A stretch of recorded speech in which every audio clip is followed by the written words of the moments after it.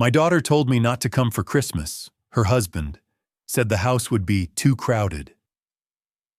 I smiled, said I understood, and wished them a wonderful holiday. The next morning, I called the bank and canceled the $230 mortgage payment I'd been making for their Seattle home. And that was just the beginning of my plan. Justice must be restored and arrogance punished. You won't believe what I did next. Before we continue, please subscribe to the channel and let us know where you're listening in the comments. The first snow had just begun to settle over Seattle, a quiet kind of beauty that never quite reached the people living beneath it. The streets were lit with the soft gold of Christmas lights, and for most of the city, that meant warmth, laughter, and family. For me, it meant a 3-hour drive from Tacoma with a box of gifts on the seat beside me. I had bought them weeks ago. A watch for Thomas, a silk scarf for Emily, and a small snow globe for their daughter, Lily. Little things, symbols of affection, the sort of gestures a father keeps making long after they've stopped being noticed. Their home sat near Lake Union, modern, bright, the kind of place magazines call elegant simplicity. I knew every inch of it. I'd covered the down payment, furnished the kitchen, and for 5 years, I'd been paying $2,400 every month on the mortgage. $230 in total. It was supposed to help them find their footing. Apparently, it also paid for the comfort of forgetting me. When Emily opened the door, she looked surprised, not delighted. That's the first sign. Surprise instead of joy. "Dad?" she said. "You didn't call?" "I wanted to see you," I said. "And maybe help decorate the tree, like old times." Her smile faltered for just a second. Behind her, I could see Thomas in the living room, standing near a fire that wasn't real but made a convincing imitation.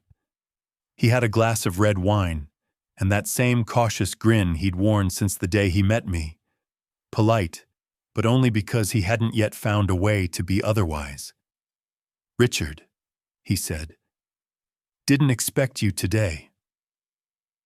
"I know," I said. "That's what makes family interesting." He laughed once, dry. "Yeah, well, we're a bit packed tonight. Her parents from Denver just arrived, and we've got dinner plans. The house is kind of full." Emily added softly, "Maybe we could celebrate next week instead, Dad. I promise." I looked past her shoulder. The dining table was already set for 6, the exact number without me. I nodded. "Next week, then," I said. "Dad, don't take it the wrong way," Emily said quickly. "It's just—" "I understand," I said. "Completely." It was the kind of lie that sounds like mercy. I turned back toward my truck, the night air colder than it had any right to be. The street was quiet except for the sound of laughter spilling from other houses, homes where fathers were still welcome. Inside my truck, I sat for a moment, watching their lights flicker through the window. The decorations shimmered, gold, red, white, expensive warmth built on invisible hands. I had imagined the holidays differently. I thought maybe we'd have dinner, talk about the future, maybe even toast to the house that had become their pride. But some walls aren't built to keep out the cold. They're built to keep out the people who paid for them. I started the engine, but I didn't drive away immediately. Instead, I looked at my reflection in the glass, older, smaller, but somehow steadier. There was no anger yet, only a quiet awareness that something had broken in a place too deep for repair. When I finally drove off, the snow had begun to cover the road in a soft white layer. Each flake landed without sound, 1,000 tiny reminders that silence always wins the argument no one dares to have. Back in Tacoma, I poured myself a drink and sat by the window. The glass felt heavy, the way truth often does. That night, I made a list, old habit from my years in engineering. I titled it Adjustments. Cancel December payment. Review loan documents.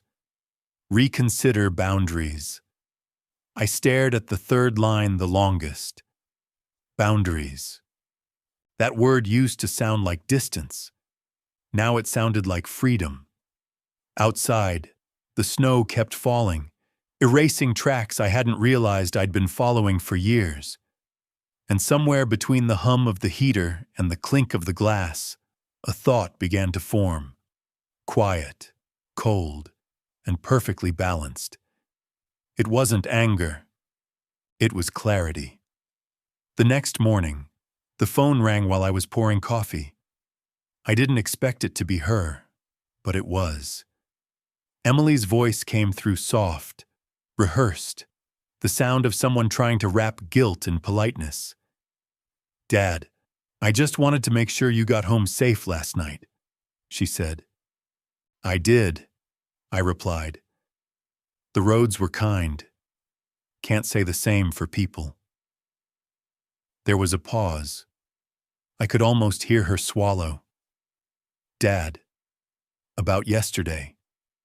Thomas didn't mean to sound rude. He's just been under a lot of pressure lately. Work, the holidays, you know how it is." "Of course," I said. "Stress makes people honest." She hesitated again, her tone searching for safer ground.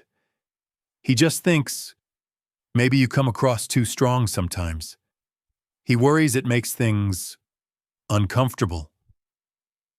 Uncomfortable. That word landed harder than she probably intended. "I see," I said. "I'll try to be more invisible next time." "Dad, that's not what I meant," she said quickly. "It's just, Thomas feels like you still see us as dependent, and he's trying to prove himself." "By removing me from Christmas?" She didn't answer, and silence, as always, told the truth faster than words. I walked to the window. The morning light spilled across the frozen yard, catching the frost on the glass. In its reflection, I saw a man trying not to look disappointed, and failing. "Emily," I said quietly, "I never gave you money to control you. I gave it so you wouldn't struggle the way your mother and I did." "I know," she said. "And we're grateful. But sometimes, Thomas feels like you still treat us like we can't handle things. He wants us to stand on our own." "Standing on your own is easy," I said. "As long as someone else is paying the floor beneath you." She sighed, frustrated. "This is what I mean, Dad. You always make things sound like a lesson." "Maybe because I paid for the tuition," I said. Her silence hardened. I'd pushed too far. Maybe, but then again, maybe not far enough. When she spoke again, her voice was colder. "Thomas's parents think it's better if we have Christmas just as one family this year. It keeps things simple." "Simple for who?" I asked. "For everyone," she said. "You wouldn't understand, Dad. They come from a different circle. They're very particular." "About what?" She hesitated. "About appearances. You know, how things look." Ah, there it was. Not about space. Not about stress. About image. About a 68-year-old widower from Tacoma who didn't match the decor of their new life.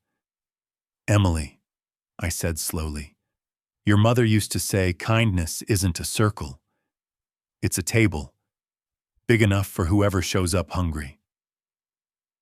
I remember, she said softly, but she also knew when to step back. That one landed like a slap. Step back? I repeated. I mean, Dad, she always respected boundaries. She respected dignity, I said. Different thing. The call went quiet. Then, in a tone both weary and final, she said, I just don't want things to be awkward. I took a breath, long and deliberate. Emily, I've learned something about awkward. It only exists when love gets outnumbered. She didn't reply, just a faint exhale. I should go. Merry Christmas, Dad. Merry Christmas, Emily, I said. And tell Thomas. He finally got his wish. What wish? To stand on his own. I ended the call. The room felt heavier after that, as if silence had gained weight. I stood there for a while, staring at the phone, until even the dial tone sounded judgmental. Then I did something I hadn't done in years. I laughed. Quietly, the kind of laugh that belongs to clarity, not humor. Because in that moment, I realized something simple and final. You don't lose people when they walk away. You lose them the moment they start explaining why. The day after that call, I woke up before sunrise. The coffee tasted weaker than usual, or maybe I'd just run out of the sweetness that used to make bitterness bearable. The house was quiet, too quiet for December, and I realized silence isn't peace. It's just the absence of company. I sat at my desk, the same one where I used to write checks every month for Emily's mortgage. There was a stack of receipts beside my laptop, each one a small proof of devotion disguised as duty.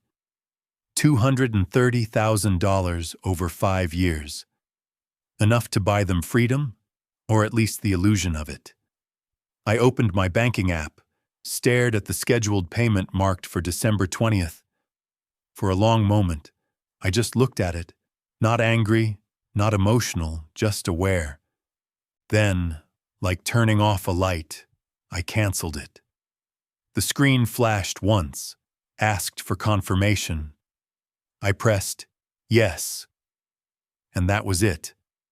No explosion, no satisfaction, just quiet. But in that quiet, something shifted. It wasn't revenge yet. It was arithmetic. An overdue balance finally corrected.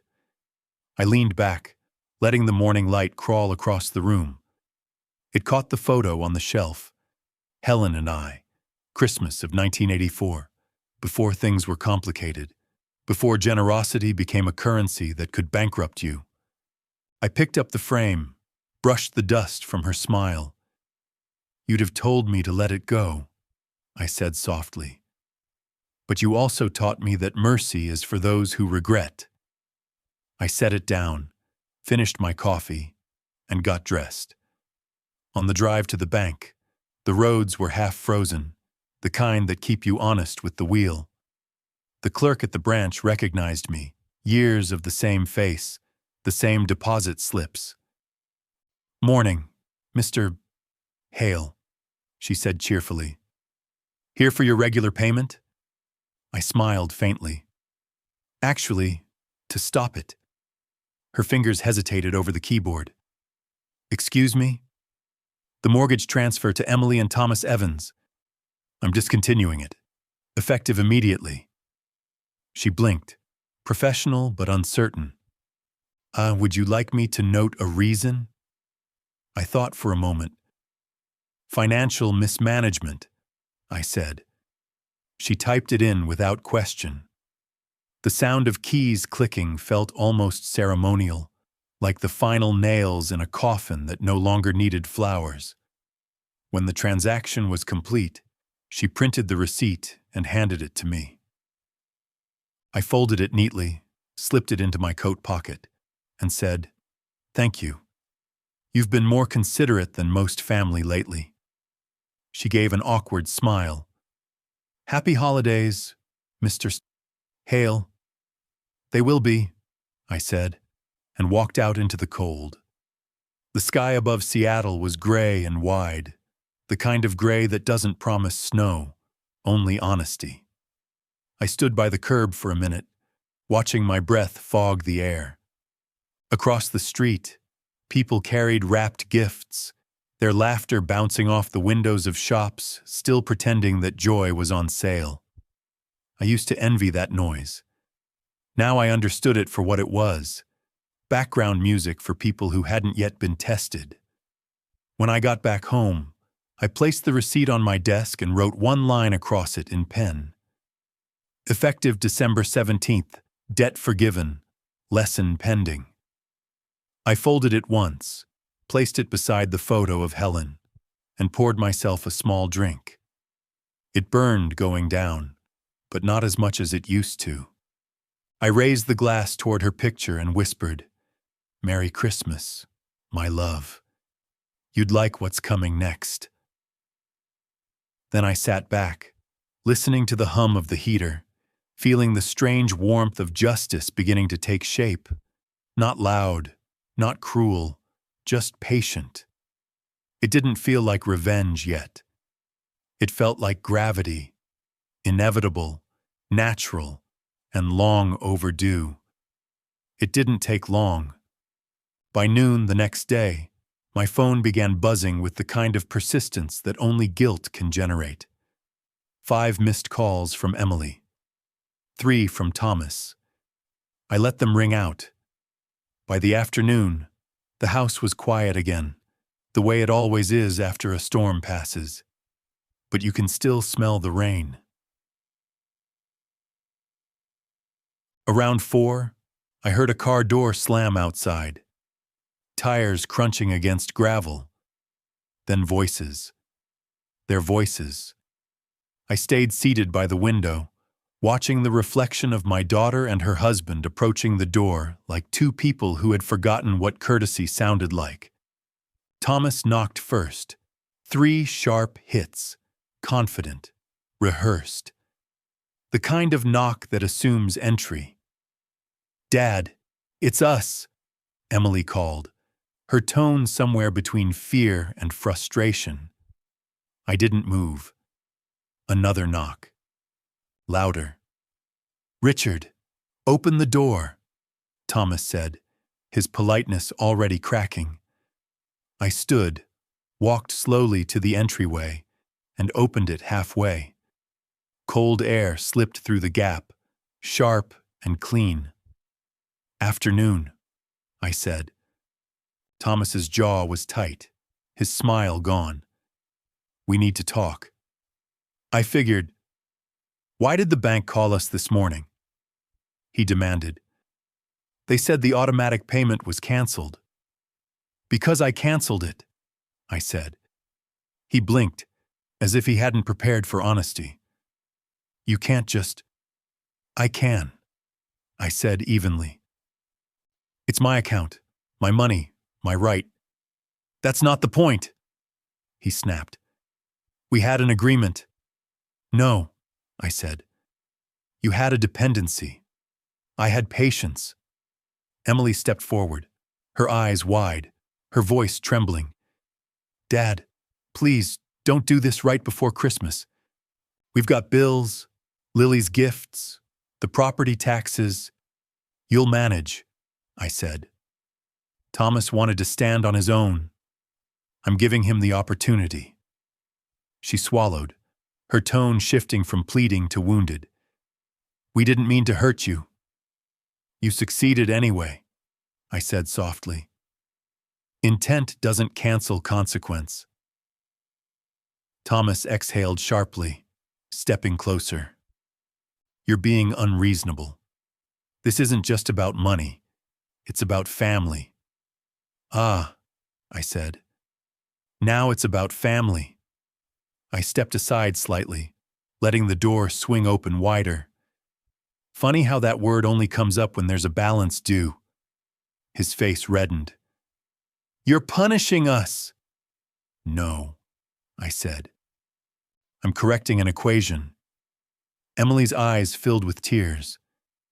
"Dad, this isn't you. It's exactly me," I said. "You just stopped recognizing me the moment I stopped paying your bills." There was silence then, thick and uneven. I could see the anger in Thomas's posture, the discomfort in Emily's shoulders. She wanted to speak, but he got there first. "You're going to regret this," he said. "You think you're teaching us a lesson, but you're just proving you're bitter and alone." I smiled faintly. Bitterness requires attachment. I let go yesterday. He stepped closer still, his tone low and aggressive. "You can't just pull the rug from under us. The bank's going to foreclose if we don't pay by next month." "Then pay," I said simply. "You both have jobs, don't you? Or were those for appearances too?" "You're unbelievable," he said, shaking his head. "After everything we've done for you." I laughed once, quietly. "Everything you've done for me? Remind me, Thomas, was that before or after you suggested I skip Christmas because your parents might feel crowded?" His face hardened. Emily tried again. "Dad, please, we can fix this. Just one more month. After that, we'll take over." I looked at her then, not as a father, not as a victim, but as a man who had spent a lifetime mistaking generosity for love. "You won't," I said gently, "because people who rely on handouts rarely learn to build handles." Her lips trembled. "You're cutting us off." "No," I said. "I'm setting you free."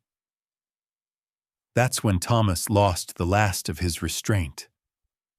"You know what your problem is, Richard. You think money makes you right. You've been using it to control her, to control us, to buy your way into being needed." I let his words hang in the air like smoke. "And yet," I said, "you had no issue cashing every check." He started to speak again, but I raised a hand. "You're in my house now. Lower your voice." The command was quiet, but carried weight. He looked at me for a long moment, then glanced away. Control recognizes control. "We're leaving," he muttered finally. Emily hesitated. "Dad, I'm sorry," she whispered. "I didn't mean—" "You meant well," I said. "That's usually where most damage starts." She wiped her eyes, nodded, and turned away.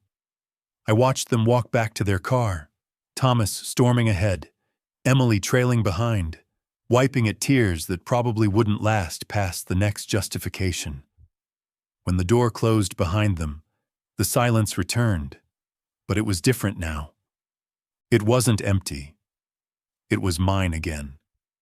I sat back down, poured another small drink, and looked out the window as their car disappeared down the road. The snow had started again, slow, deliberate, beautiful. For a moment, I thought of Helen and the way she used to say that storms only bother people who think they deserve good weather. I smiled. Maybe she was right. Because right now, I didn't need good weather. I just needed truth. And the truth was finally quiet enough to hear. A week passed before the storm arrived. It didn't come as shouting or confrontation. It came in print. Saturday morning, I opened my laptop and there it was. An article on the Seattle Chronicle's online feed, headline bold and hollow.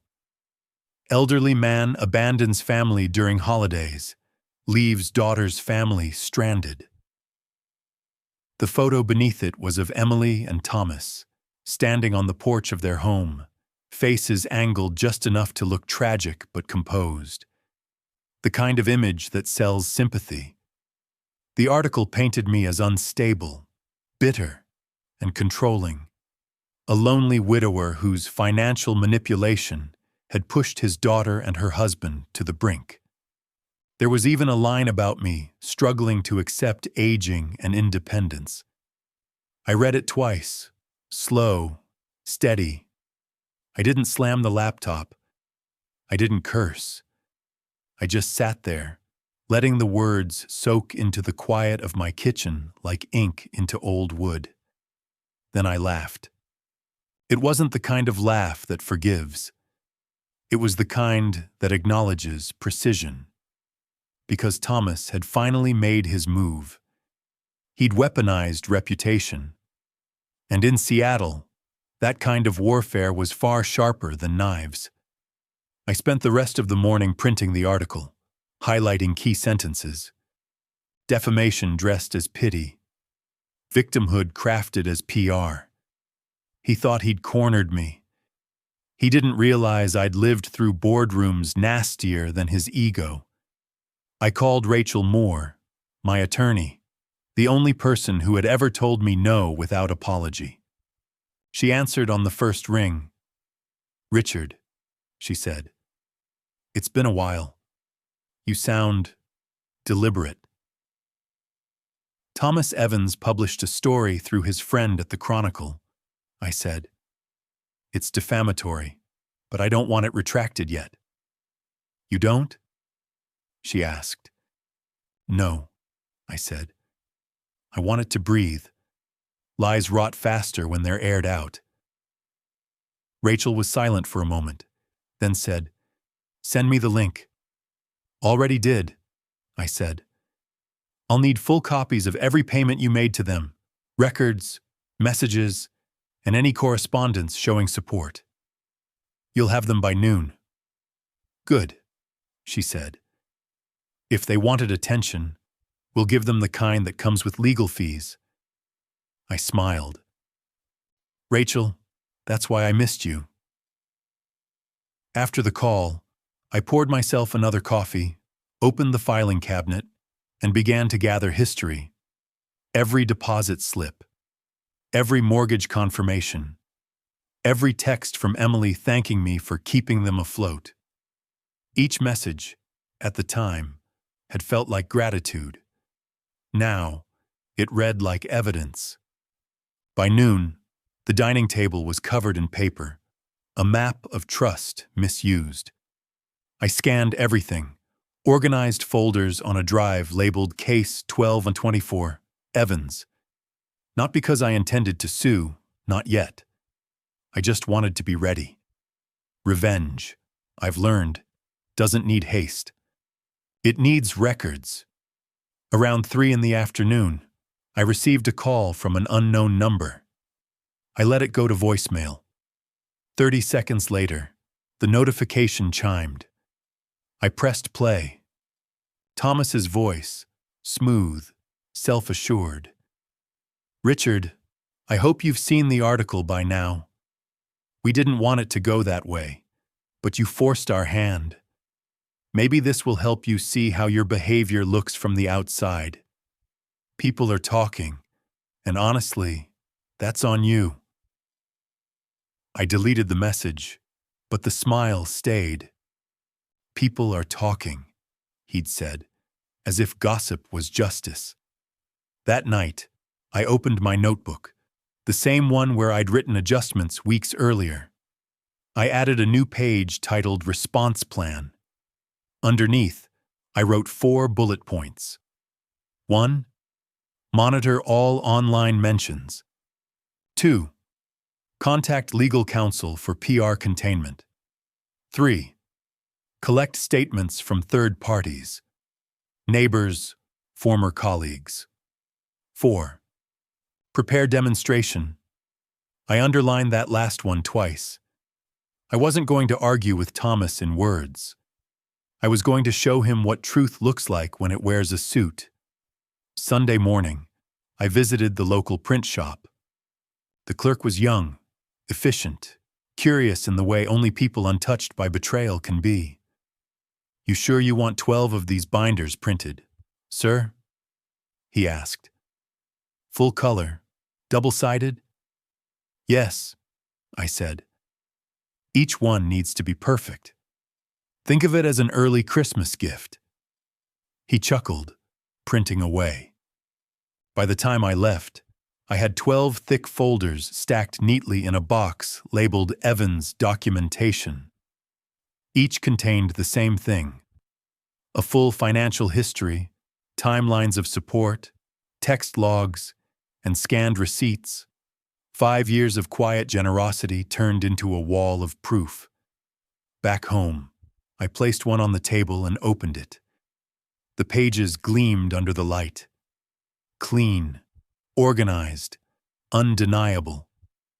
You wanted attention, Thomas, I whispered. Let's give you a room full of it. I called Rachel again that evening. We'll file preliminary notice tomorrow, she said. Let them sweat through the holidays. Not yet, I said. First, I'm going to visit them. Richard. Not to fight, I said calmly. To educate. She sighed. And just promise me you won't do anything illegal. Rachel, I've spent 68 years avoiding prison, I said. I'm not starting now. When I hung up, the clock read 9:47. Outside, the city glowed, not warm, but clinical, like the light of a truth too bright to ignore. I stood by the window, glass in hand, and watched the snow begin to fall again, steady and deliberate. Tomorrow would be Christmas Eve, the perfect night for a lesson in perspective. I wasn't angry anymore. Anger burns out too quickly. What I felt was steadier, like the slow tightening of a knot that had been waiting years to close. Revenge wasn't coming. It was already here. Christmas Eve arrived like an experiment in irony, a night for forgiveness, and I had never felt further from it. Seattle was silver with frost, the streets clean and quiet, as if the city itself wanted to witness what came next. I dressed the way dignity does: simple gray suit, black overcoat, no tie. Respectable enough to be ignored, familiar enough to be underestimated. In the passenger seat beside me sat a box, 12 folders, bound in red, each stamped with a single label: Evans Household Financial Records, 2018-2023. They were heavy, not because of paper, but because of years. I parked 2 blocks away from their house. Through the frosted windshield, I could already see the glow of lights spilling out onto the driveway, the silhouettes of guests holding wine glasses, laughter spilling into the cold. I walked the rest of the way on foot. Every crunch of snow under my shoes sounded like punctuation. When I reached the porch, I paused. The same wreath I'd bought for them 3 Christmases ago still hung on the door. Funny how even people who throw you out keep your taste around. I rang the bell. Through the frosted glass, I saw movement, Emily first, then Thomas behind her, holding a drink, his hand tight around the stem of the glass. She froze when she saw me. "Dad," she said, opening the door only halfway. The sound of music and conversation swelled behind her. "What are you doing here?" I smiled politely. "Delivering Christmas gifts." Her eyes flicked to the box in my hands. "Dad, this isn't a good time." "It's the perfect time," I said softly. "Everyone's home." Thomas appeared beside her, voice stiff. "Richard, this isn't appropriate." "Then you'll appreciate the irony," I said, stepping past them before either could react. The warmth of the house hit me instantly: cinnamon, candles, and tension. The room fell silent as I entered. A dozen faces turned toward me: friends, co-workers, the Denver in-laws, all dressed in holiday civility. I placed the box on the dining table, next to the roast they'd probably bought with my money. "Merry Christmas," I said, voice calm but clear. I brought documentation. Thomas stepped forward, his tone tight. You need to leave. Now. Of course, I said. But first, let's make sure everyone here understands the miracle that made this night possible. I opened the box, pulling out the first folder. For 5 years, I began. I made monthly mortgage payments totaling $230,000. Every piece of furniture, every wall, every string of lights you see around you, financed, not by success, but by support. Emily's face went pale. Dad, please. I continued, each word deliberate. I did it out of love, not obligation. But love, like credit, expires when it's abused. The room stayed silent. You could hear the fireplace hum. Thomas tried to interrupt, but I raised a hand. You see, generosity is a contract, I said. Unwritten, maybe, but binding. And what happens when one side keeps paying and the other side stops respecting? I handed the first folder to the nearest guest, a woman I didn't recognize. These are the records. Every payment, every transfer, every thank you text. She looked down, awkward, then passed it to the next person. Keep them, I said. 12 copies. One for each person who might have heard the story told differently. The Denver father-in-law, a man named Robert, cleared his throat. I don't think this is the place. It's the only place, I said evenly. Since this is where the story began. Thomas's face reddened. You're humiliating us. Correction, I said. You humiliated yourselves when you traded truth for sympathy. He took a step closer. You think this makes you righteous? You're just proving what everyone said, that you can't let go of control. I smiled faintly. If control means accuracy, then yes. Emily's voice trembled. Dad, please stop. You're ruining everything. I looked at her, my daughter, standing in the house I built, in a dress I'd probably paid for, tears shining under soft light that cost $2 a kilowatt hour. And I said quietly, everything was already ruined, sweetheart. I'm just turning on the lights. For a long moment, nobody spoke. The quiet wasn't heavy anymore. It was clean. The kind that comes after confession. I closed the box, straightened my coat.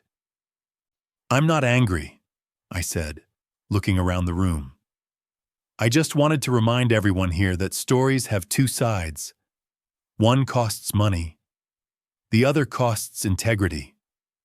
I turned toward the door, paused, and added, Merry Christmas. It's paid for. Then I walked out.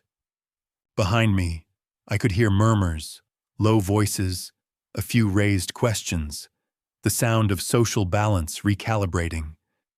Outside, the air felt sharp, but for the first time in months, I breathed without weight. I didn't look back. I didn't need to. The truth was working its way through the room like slow, honest fire. By the time I reached my car, snow had started again, soft, deliberate, forgiving. I brushed it from the windshield and smiled. People think revenge is about rage, but they're wrong. It's about restoration. Tonight, the math was even. The story didn't end that night. Stories like these never do. They unfold in whispers, not explosions. By Christmas morning, the first ripple had already begun. One of the dinner guests, a man named Daniel, a colleague of Thomas's, had taken photos. Nothing dramatic, just the table, the folders, the stunned faces. By sunrise, they were circulating through the small corporate circles that Thomas had spent years trying to impress. Words like financial manipulation and deception started bouncing around the same mouths that had once praised his ethics and family values. Seattle's social scene runs on gossip, and gossip, like fire, spreads best through dry wood. Within 48 hours, the Seattle Chronicle quietly removed the article about me. No retraction, no apology, just deletion. The digital version of shame. Rachel called me that afternoon.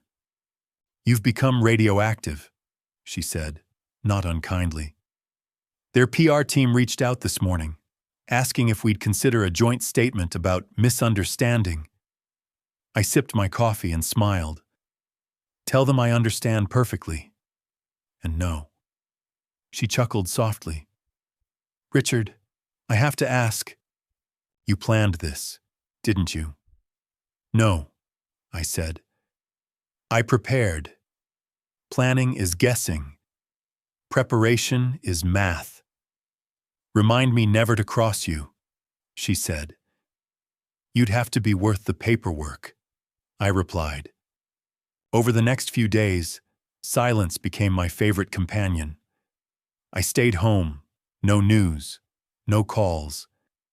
The only sound was the soft hum of the heater and the creak of the old floorboards that knew more about loyalty than most people I'd met. Occasionally, I'd check my email.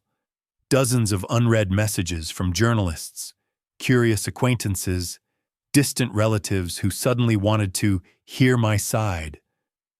I answered none of them. When people are hungry for drama, the cruelest thing you can do is feed them silence.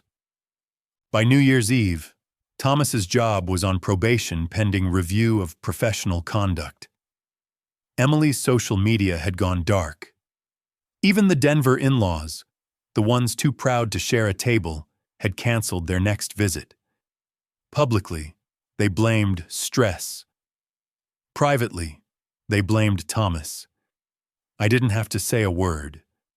Truth, when released at the right moment, has perfect aim. On the 2nd of January, Rachel stopped by with papers, the finalized trust transfers, the foundation registration, the permanent removal of both Emily and Thomas from my estate. "Everything's official," she said, setting the documents on the table.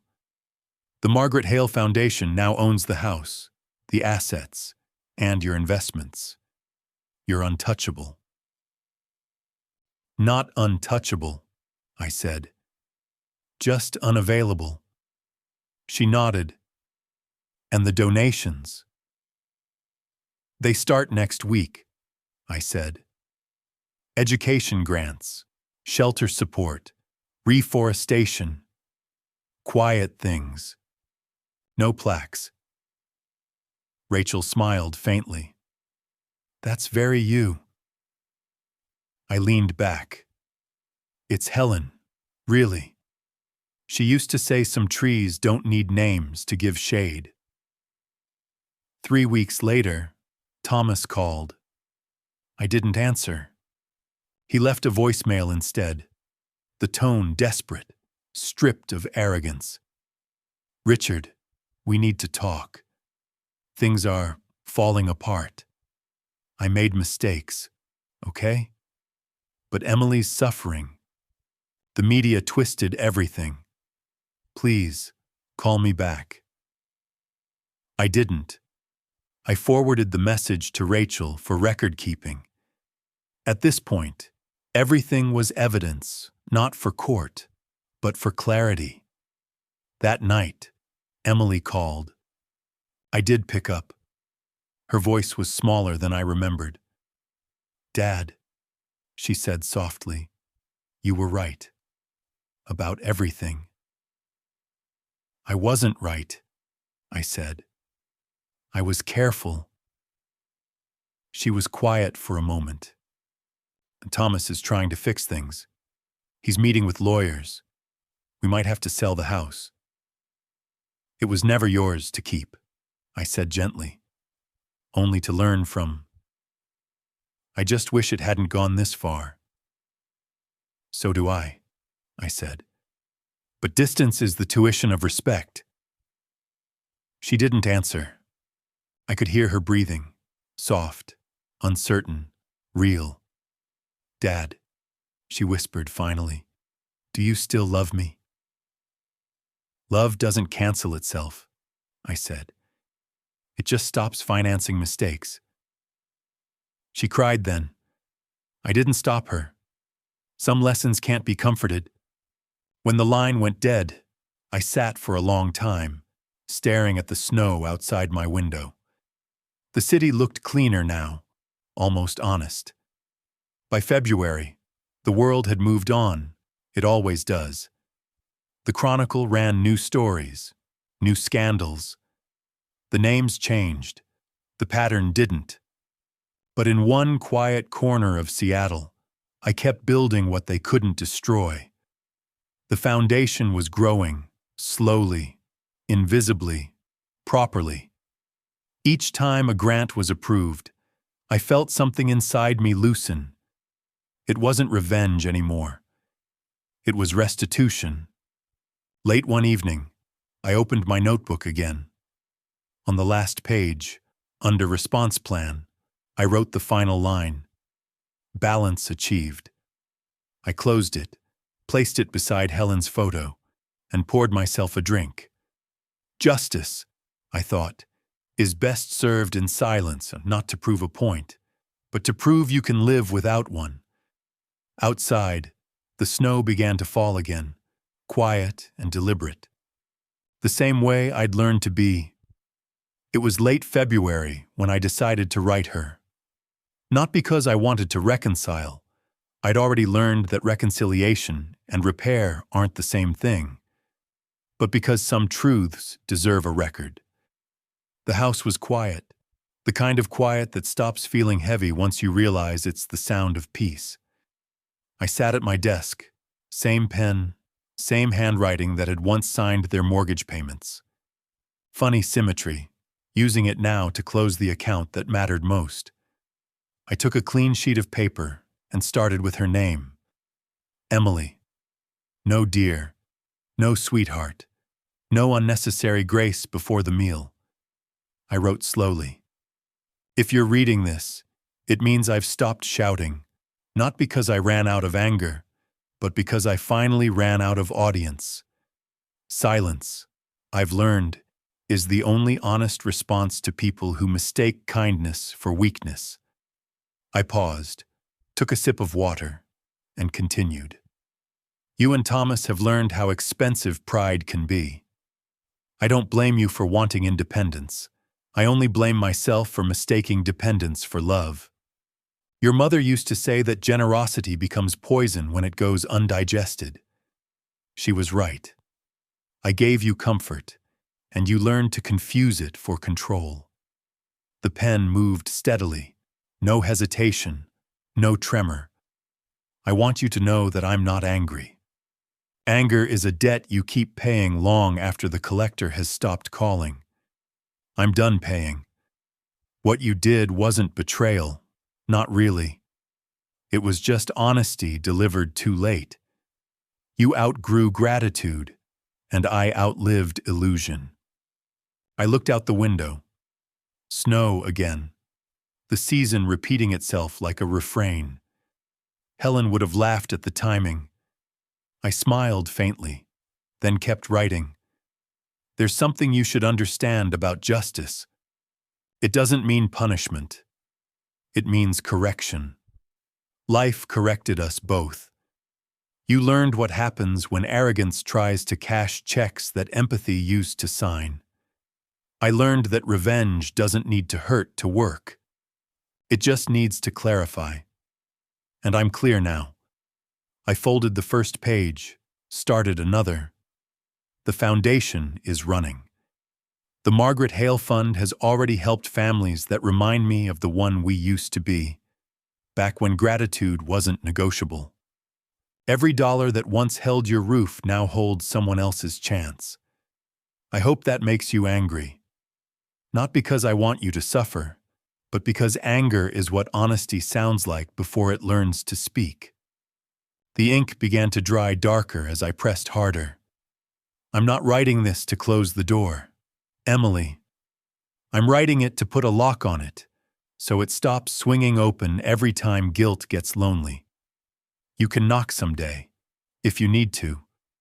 But when you do, bring something real, truth, humility, even silence. I'll open it for those. I leaned back and looked at what I'd written. It didn't feel cruel. It felt clean. The kind of honesty you stop apologizing for once you've paid enough tuition in disappointment. I added one last paragraph. You once asked me what love means. I didn't answer then because I was afraid of sounding old. But here's the truth. Love isn't giving endlessly. It's stopping before you start resenting the person you gave to. I stopped, and that's how you'll remember I loved you. I signed it simply, Dad. No flourish, no date. The kind of signature that doesn't seek forgiveness, only acknowledgement. When I folded the letter, the paper felt warm from my hands, heavier than its weight deserved. I placed it in an envelope and sealed it, pressing the flap flat against the table like closing a wound that would never quite scar right. I didn't mail it. Not yet. Some letters are written for the future to find when the past finally gets quiet enough to listen. I placed it in the safe, beside Helen's photograph and the Foundation's documents. The three things I'd kept alive: love, proof, and purpose. The next morning, I woke early. The city was bright, the sky clear after a night of snow. I brewed coffee and read the news. Another scandal, another man pretending his lies were miscommunications. I smiled, not from joy but from recognition. The world keeps teaching the same lesson to new students. The trick is to graduate. I stepped outside, the cold air sharp and forgiving all at once. A neighbor waved. I waved back. Ordinary, quiet, human. It felt good. For the first time in months, I didn't feel like I was defending myself. I felt finished. Not empty. Complete. When I came back inside, I placed the letter on my desk, just to look at it one last time. The edges already curling slightly, like it wanted to be read. I whispered to no one in particular, "When she's ready, this will still be here." Then I turned off the lamp, poured the remaining coffee down the sink, and opened the window. The wind carried in the smell of wet snow and cedar. Helen used to love that smell. It smelled like mornings that didn't need forgiveness. I stood there a while longer, listening to the hum of the city, the faint sound of a world still learning how to grow up. Then I smiled, small, tired, honest, and said quietly to myself, "Justice doesn't roar. It remembers." Spring arrived without permission. The air lost its bite, and the snow that once held its quiet power melted into the sidewalks, leaving behind small rivers that knew exactly where they were going. I started walking again. Not far, not fast, just enough to remind my legs that purpose doesn't need a destination. Seattle looked softer in March, the gray turning to silver instead of iron. The Foundation's small office near Pike Street had opened its doors a week earlier. Rachel handled the legal side. A quiet young woman named Clara managed the applications. I didn't visit often. It didn't need me anymore. That was the point. Legacy, I've learned, is not about being remembered. It's about building something that no longer requires your presence. One afternoon, Clara called. "Mr. Soy, hail. The first grant has been approved," she said. A family in Tacoma, single mother, 2 kids, about to lose their home. The funds will cover their mortgage for 6 months. I felt a strange pull in my chest, like irony turning into peace. Good, I said. Make sure it's processed immediately. You sure you don't want them to know where it came from? She asked. No names, I said. Let them think it was the universe catching up. After the call, I stood by the window. The city was alive, buses groaning, people rushing, laughter echoing down the streets. All that noise, all that motion, and for once, I didn't feel apart from it. I felt parallel to it, quietly moving beside a world that had finally stopped taking from me.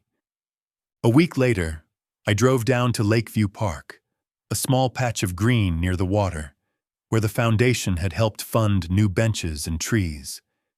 They were planting saplings that day, tall, thin, almost fragile, but they'd grow. Everything worth keeping does. A maintenance worker nodded as I passed. Afternoon, sir. You here for the dedication? No, I said. Just visiting.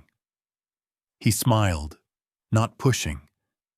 I found an empty bench under a young oak. No plaque, no engraving, just smooth wood and shadow. I sat down and exhaled. The lake shimmered in front of me, boats gliding slowly, the sound of children playing somewhere behind. The world was functioning, imperfect, loud, indifferent, but functioning. I reached into my coat pocket and took out a folded envelope. The letter. I hadn't mailed it.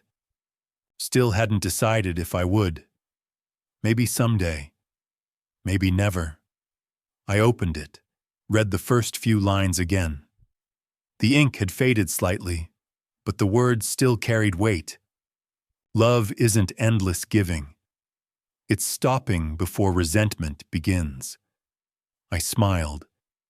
That was the line Helen would have underlined. I stayed there for an hour, maybe 2. The sun kept changing positions, tracing shadows across the path. At one point, a little girl ran past, chasing a red ball, her laughter cutting clean through the air. Her mother followed, breathless but smiling. They didn't see me, and that was fine. People living their lives without your presence. That's what peace really is. I leaned back, letting the bench hold my weight, and for the first time in a long time, it didn't feel like I was carrying anything at all. Rachel called later that afternoon. We're getting good press, she said. The Chronicle wants to do a feature on the foundation. Anonymous philanthropist, quiet legacy, that kind of thing. You interested? Not even slightly, I said. She laughed. You're consistent, I'll give you that. You sure you don't want recognition? I've had recognition, I said. Didn't like the price. There was a pause, a kind one. You did well, Richard. Most people would have burned everything down. I just let gravity do its job, I said. Eventually, arrogance falls under its own weight.